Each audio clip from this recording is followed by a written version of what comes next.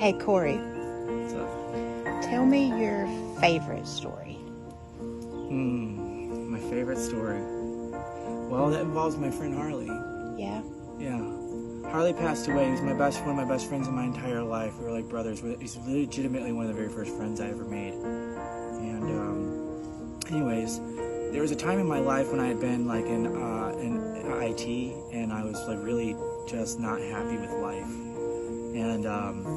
And so I decided I was going to jump ship and just like my friend Dave's dad was like he had a sales team in California, which will be another story. We were con men. But we traveled the West Coast. Anyways, this opportunity was in front of me and I wanted to seize the motherfucker, right?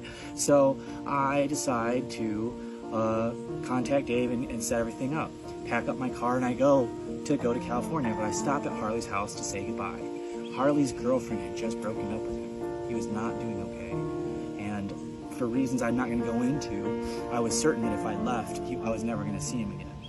Well, after Harley got really wasted that night and passed out, me and his mom through conversation. Now, let me tell you this about Harley.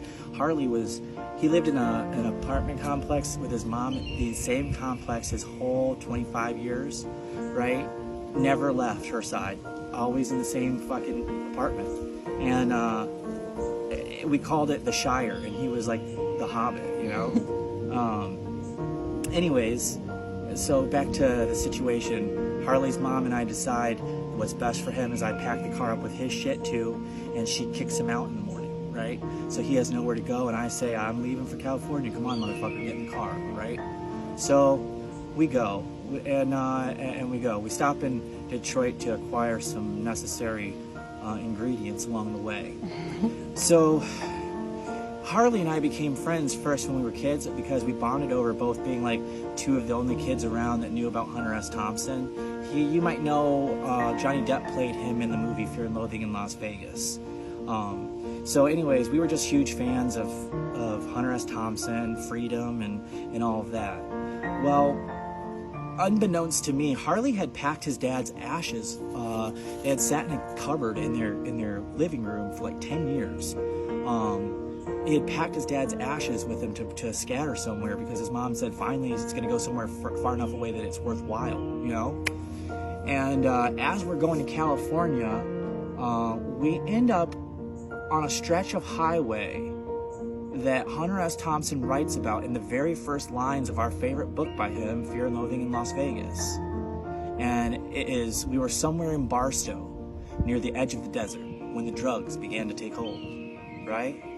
So this is when Harley decides to tell me, this is the spot, right? And it is, it's like fate. It's like me and Harley and Hunter and his dad. And Harley's dad was all about freedom. His dad was a sergeant of arms for a very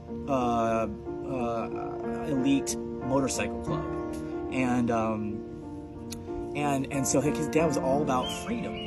And so Harley and I also, you know, being inspired by Hunter, we got those ingredients I spoke of out that we got from Detroit, and we had our little suitcase for it because, you know, good psychonauts and all, and we tore into that suitcase full of inebriants like raccoons would tear into a trash can, just everything, right? So we're well out of our fucking minds. And now let me stop this story right here and do a disclaimer and say, do not try anything that I ever talk about, ever. Don't do it. Don't try it. It's dangerous. And I don't know how I'm able to even communicate this stuff to you. So, like, don't fucking do it. You're an idiot if you do it.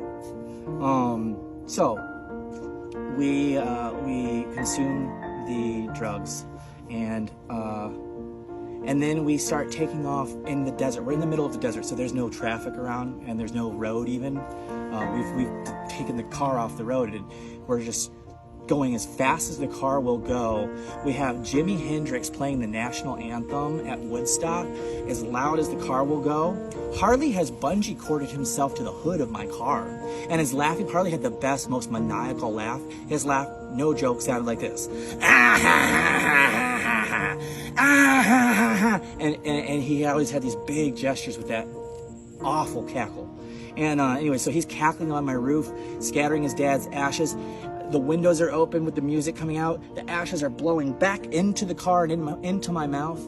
But it was a beautiful moment. We scattered his dad's ashes, then we pulled off and we watched the sunset, and we both just kind of drifted off into our own separate universes for several hours. When I returned to Earth, the sun was just starting to rise. It was the most beautiful fucking sunrise. As I crack open my eyes, I'm looking into my rear view mirror, and I can see the sun starting to paint the sky pink, and then I slowly start to watch as it creeps across the desert floor, up to us. And that's when it lights up the car, and I realize that Harley's been awake this whole time, and he's looking out the window, and there's a tear rolling down his face. I said, "You all right, man?" And he said, "Yeah." He said, "I always wondered, for 10 years I wondered, why is my dad sitting in a cupboard in our living room? What are we waiting for?" And I finally got my answer. We were waiting for you. And that's my favorite story. We're done with this, okay?